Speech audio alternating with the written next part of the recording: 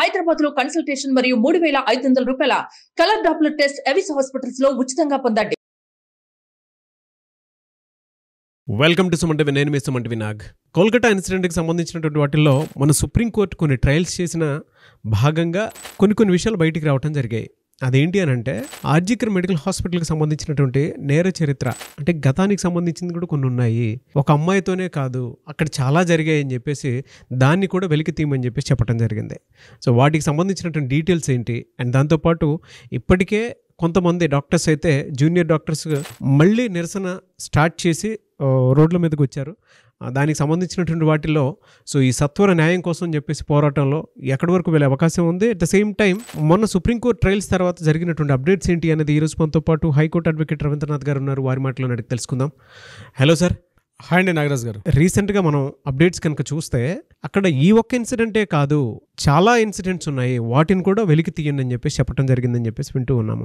So దానికి సంబంధించినటువంటి details ఏంటి అండ్ నిరసనకారులు ఎవరైతే ఉన్నారో junior doctors still they are continuing అనమాట. మధ్యలో కొంత గ్యాప్ ఇచ్చారు, దాని తర్వాత లేదు ఎక్కడో ఇది పొలిటికల్గా వేరే యాంగిల్లోకి వెళ్ళిపోతూ ఉంది, మాకు న్యాయం జరగాల్సిన సమయంలో కూడా మమతా బెనర్జీ ఇంకొకలాగా ఆలోచిస్తుంది, మేమెందుకు ఆగాలి అనేటువంటి ఉద్దేశంతో వాళ్ళ ధర్నా కోసం చెప్పేసి రోడ్ల మీదకి వచ్చేసినటువంటి పరిస్థితి చూస్తున్నాము.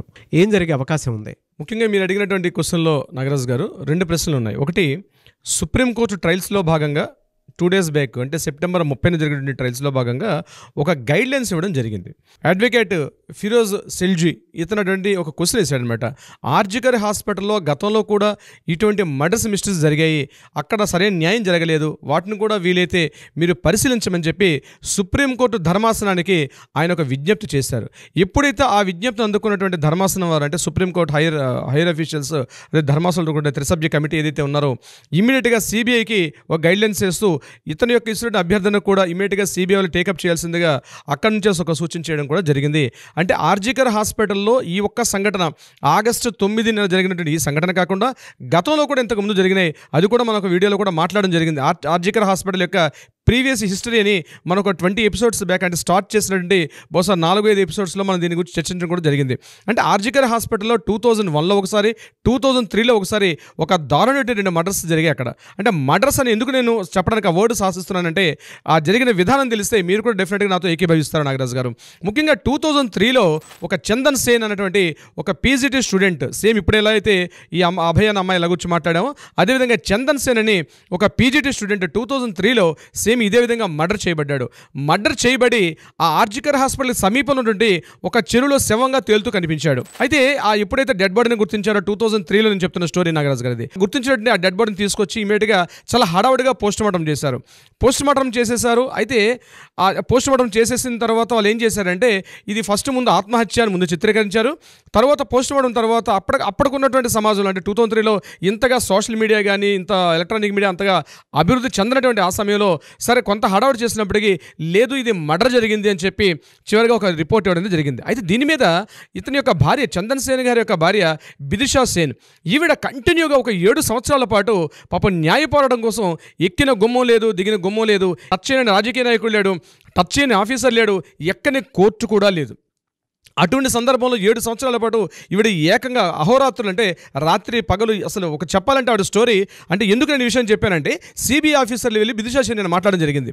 బిదిషా సేన్ మాట్లాడితే బిదిషా సేన్ గారు వచ్చి మాట్లాడినట్టు ఒక ఆవిడ చెప్పినటువంటి డీటెయిల్స్ నేను మీతో షేర్ చేసుకుంటున్నాను. ఆవిడ కంప్లీట్గా న్యాయ పోరాటం కోసం 7 సంవత్సరాల పాటు ఎన్నో కష్టాలు భరించిన తర్వాత 2010లో అప్పుడు నాడియా కోర్టు అంటే అక్కడ నాడియా కోర్టు కిందకు వస్తుంది. అప్పట్లో ఈ నాడియా కోర్టు కిందకు వచ్చినప్పుడు ఆ కోర్టు ఒక తీర్పు చెప్పడం జరిగింది.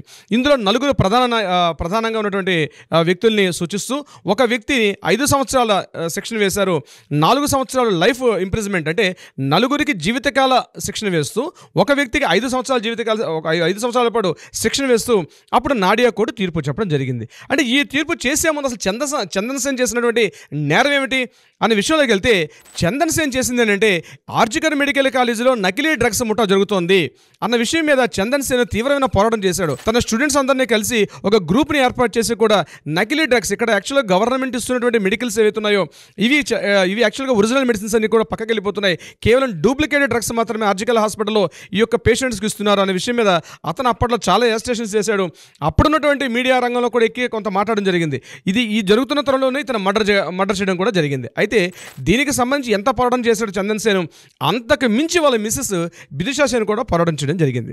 అయితే అప్పుడు నాడియా కూడా తీర్పునిచ్చారు. 2010లో తీర్పిచ్చిన తర్వాత ఇమీడియట్గా ఏం చేశారంటే హైకోర్టు అక్కడికి ఒక 4 years తర్వాత హైకోర్టు ఇమీడియట్గా ఏం చేశారంటే వీళ్ళని మీద అంటే అప్పుడు ఉన్న హైకోర్టు అడ్వకేట్స్ కొంతమంది హైకోర్టులో మళ్ళీ షూట్ ఫైల్ చేశారు. ఫైల్ చేసి ఈ న్యాయవాదులు ఏం మాట్లాడారు అంటే ఆ యొక్క సాక్ష్యాధారాలు సరిగ్గా లేవు, వీళ్ళకి చేసిన శిక్ష సరైనది కాదు అని చెప్పి కోర్టు అన్నాక జరిగేది అదే నాగరాజు గారు.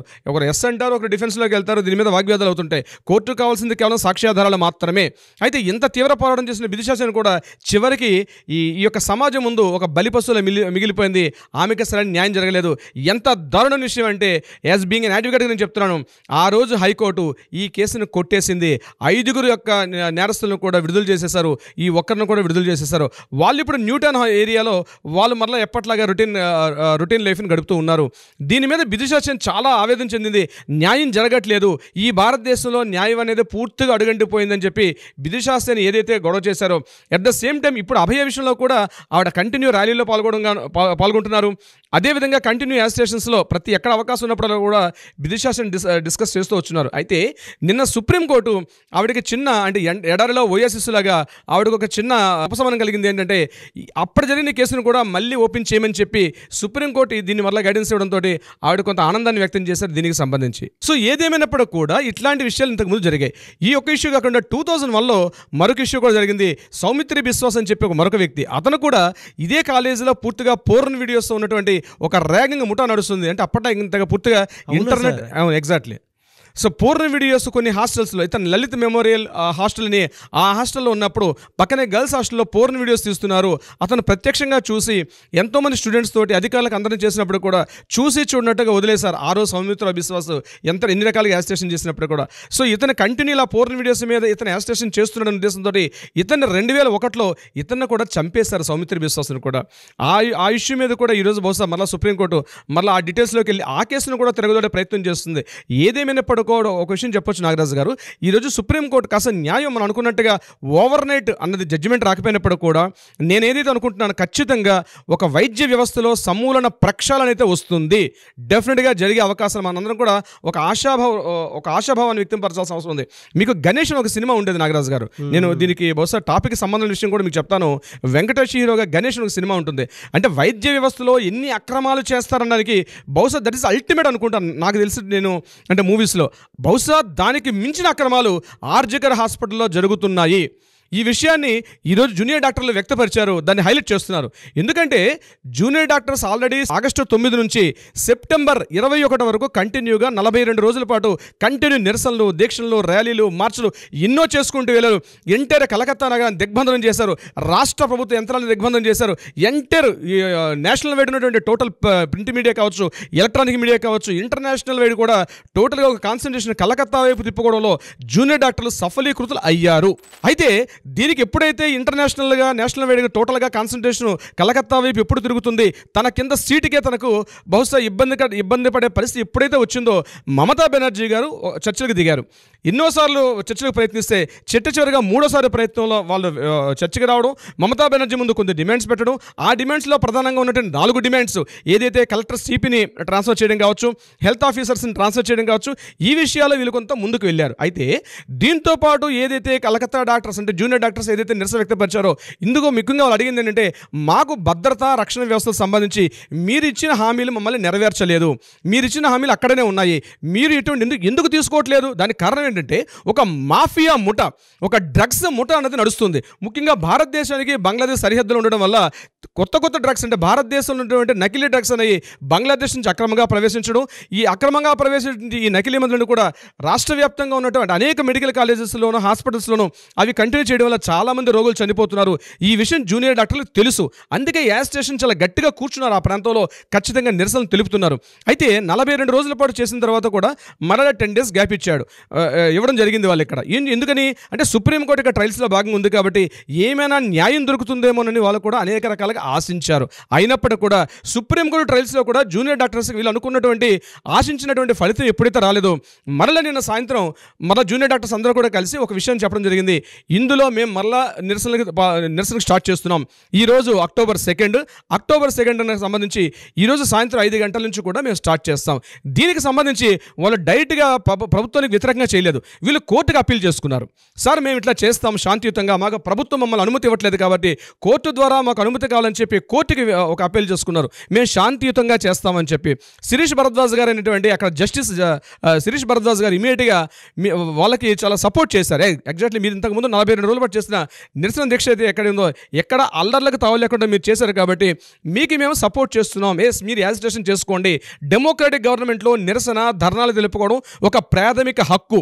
ఆ హక్కు ద్వారా మీరు చేసుకోవచ్చు అని చెప్పి భరద్వాజ్ గారు ఇచ్చిన గైడెన్స్ ప్రకారం ఈరోజు టోటల్గా రాష్ట్ర వ్యాప్తంగా ఉన్నటువంటి టోటల్ నిరసనకారులు, junior doctors, health workers, nursing సిబ్బంది అందరూ కలిసి ఒకే తాటి మీదకి వచ్చి ఈరోజు మరలా స్టార్ట్ చేయబోతున్నారు. ఇది ఎక్కడ స్టార్ట్ చేయబోతున్నారు అంటే న్యూ కలకట్టాలో ఉన్నటువంటి రవీంద్ర సదన్ మీదుగా కంప్లీట్గా ఆ ప్రాంతాన్ని టచ్ చేస్తూ సెంట్రల్ కలకట్టాకు వస్తూ సెంట్రల్ కలకట్టా మీదుగా ఎస్కలాండ్ ప్రాంతాన్ని కూడా టచ్ చేస్తున్నట్టుగా ఒక భారీ ర్యాలీని స్టార్ట్ చేస్తామని చెప్పడం జరిగింది. అయితే మనకి హైకోర్టు అక్కడ కలకత్తా హైకోర్టులో ఉన్న భరద్వాజ్ గైడ్లైన్స్ చెప్పారు, మీరు లిమిటెడ్ వాలంటీర్స్తో వెళ్ళండి అని మాట చెప్పడం జరిగింది. కానీ జూనియర్ డాక్టర్స్ ఏమంటుంటున్నారంటే ఇది మేము లిమిటేషన్ చేసే పరిస్థితులు లేము, ఎందుకంటే ఇది రాష్ట్ర వ్యాప్తంగా జరుగుతున్న చర్చ కాబట్టి దీని మీద ఇంతమందిని మేము ఇంతమందే వస్తారని చెప్పి మేము ఒక లెటర్ అయితే సబ్మిట్ చేయలేమని చెప్పి జూనియర్ డాక్టర్స్ అసోసియేషన్ ఎవరైతే ర్యాలీ నిర్వహిస్తుంటే ఎవరైతే ప్రధాన బృందం ఉందో ఆ బృందం యొక్క అధికారులు చెప్పడం కూడా జరిగింది.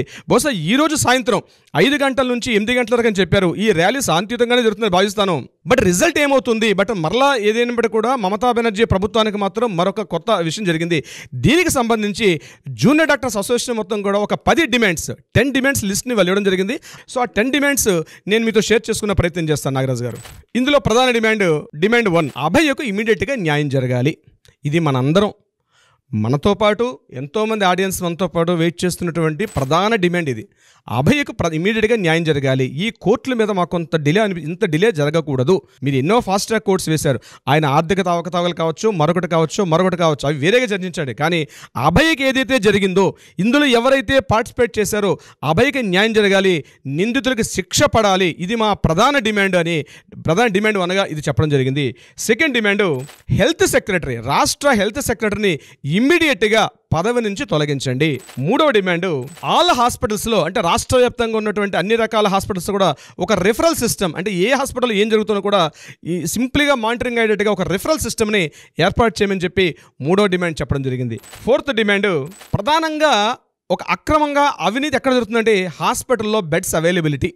మనం సంజయ్ రావు విషయం చెప్పినప్పుడు కూడా ఇదే, హాస్పిటల్లో బెడ్స్ అవైలబిలిటీ ఎంత ఉందో లిస్ట్ అంటే ఎక్కడ ఉండదు. కానీ వీళ్ళు కోరుతుంది ఏంటంటే ఒక డిజిటల్ సిస్టమ్ ఏర్పాటు చేసి ఎంటైర్ కలకత్తా వ్యాప్తంగానే కాకుండా ఎంటైర్ రాష్ట్ర బెంగాల్ అంటే స్టేట్ మొత్తం కూడా ఎక్కడెక్కడైతే గవర్నమెంట్ హాస్పిటల్లో బెడ్స్ అవైలబిలిటీ ఎంత ఉంటుంది, ఏ బెడ్ ఫిల్ అవుతుంది, ఏ బెడ్ ఆఫ్ అవుతుంది అనే విషయం మీద ఒక ఆన్లైన్ పోర్టల్ పెడితే ప్రతి పేషెంట్ చూసుకోవడానికి స్కోప్ ఉంటుంది. ఎక్కడ ఏ హాస్పిటల్ అవకాశం ఉంటే ఆ హాస్పిటల్లో బెడ్లోకి వెళ్ళే అవకాశం ఉంటుంది. కాబట్టి ఒక డిజిటల్ మానిటరింగ్ వ్యవస్థ ఏర్పాటు చేయాలి బెడ్స్ అవైలబిలిటీ మీద.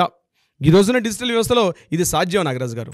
5th వన్ సీసీటీవీలు, అలాగే వాష్రూమ్స్లో ఉన్నటువంటిది, అదేవిధంగా హెల్త్ వర్కర్స్ అనేటువంటి ముఖ్యంగా లేడీ డాక్టర్స్ కావచ్చు, లేడీ నర్సింగ్ సిబ్బంది కావచ్చు, వాళ్ళు రెస్ట్ తీసుకోవడానికి కావాల్సినటువంటి ఒక రూమ్స్ ఏర్పాటు చేయాలి. అదేవిధంగా అన్ని హాస్పిటల్లో కూడా ఒక టాస్క్ ఫోర్స్ని ఏర్పాటు చేయాలి. రాష్ట్ర వ్యాప్తంగా ఉన్నటువంటి గవర్నమెంట్ మెడికల్ కాలేజీలో ఒక టాస్క్ ఫోర్స్ని ఏర్పాటు చేయమని చెప్పడం కూడా జరిగింది. 6th పాయింట్ ముఖ్యంగా ఈ సివిక్ వాలంటీర్స్ హాస్పిటల్స్ బయట వాళ్ళని రెస్ట్ చేస్తుంటారంటే ప్రిస్క్రిప్షన్ రాసేటప్పుడు వాళ్ళకి హెల్ప్ చేయడం కానీ, బెడ్స్ ఇచ్చేటప్పుడు హెల్ప్ చేయడం కానీ, ఇట్లాంటి విషయాల్లో సివిక్ వాలంటీర్ వ్యవస్థ ఏదైతే రాష్ట్ర బెంగాల్ వ్యాప్తంగా ఉందో మాకు సివిక్ వాలంటీర్స్ వ్యవస్థ మాకు వద్దు, మీరు పర్మనెంట్ ఒక స్టాఫ్ని రిక్రూట్ చేయండి, దానివల్ల మాకు మానిటరింగ్ ఉంటుంది, మాకు వాళ్ళకి అసౌకర్యంగా లేకుండా కొంత సౌకర్యవంతంగా ఉండే అవకాశం ఉంటుంది. కాబట్టి సివిక్ వాలంటీర్ వ్యవస్థని మాత్రం మా హాస్పిటల్స్లో ఇంట్రడ్యూస్ చేయొద్దు అని చెప్పడం జరిగింది. ఇక రాష్ట్ర వ్యాప్తంగా ఉన్నటువంటి 7th పాయింట్ రాష్ట్ర వ్యాప్తంగా ఉన్నటువంటి గవర్నమెంట్ మెడికల్ ఆఫీసర్స్, నర్సింగ్ సిబ్బంది, హెల్త్ వర్కర్స్, టోటల్ మెడికోస్ కానీ ఫార్మసిస్టులు కానీ ఎక్కడెక్కడ అవైలబిలిటీస్ ఉన్నాయో దాని తగ్గట్టుగా ఇమీడియట్గా టోటల్ ఎంప్లాయ్మెంట్ రిక్రూట్ చేసి ఇమీడియట్గా ఆయా పోస్టుల వాళ్ళని రిక్రూట్మెంట్ చేయాల్సిన బాధ్యత ప్రభుత్వం మీద ఉంది. ఈ డిమాండ్ కూడా వాళ్ళు పెట్టడం జరిగింది. ఇక కాకుండా 8th పాయింట్, ఎవరైనా బెదిరిస్తే, ముఖ్యంగా హెల్త్ వర్కర్స్ కావచ్చు, డాక్టర్స్ కావచ్చు, ఎవరికైనా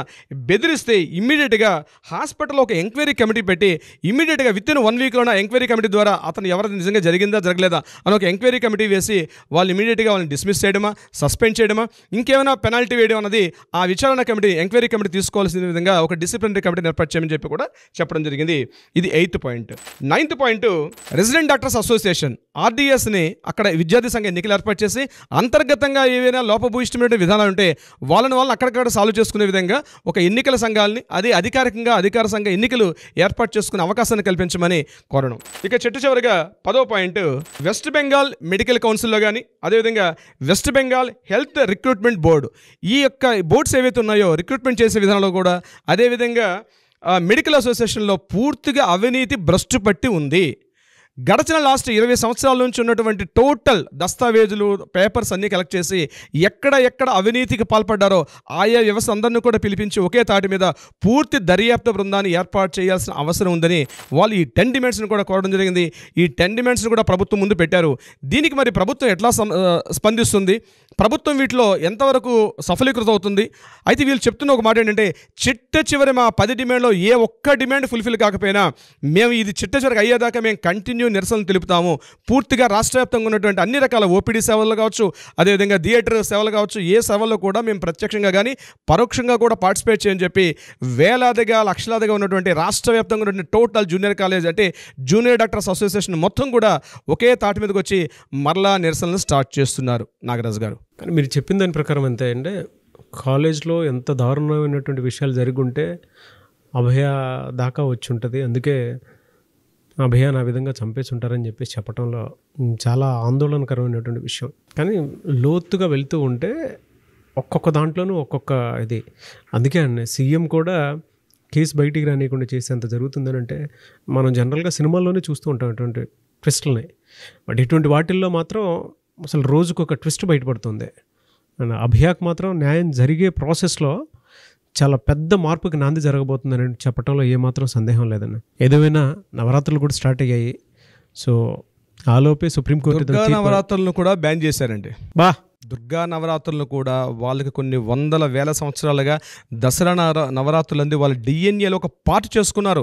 అమ్మవారిని పూజించడం అనేది ఒక ప్రధాన పార్ట్.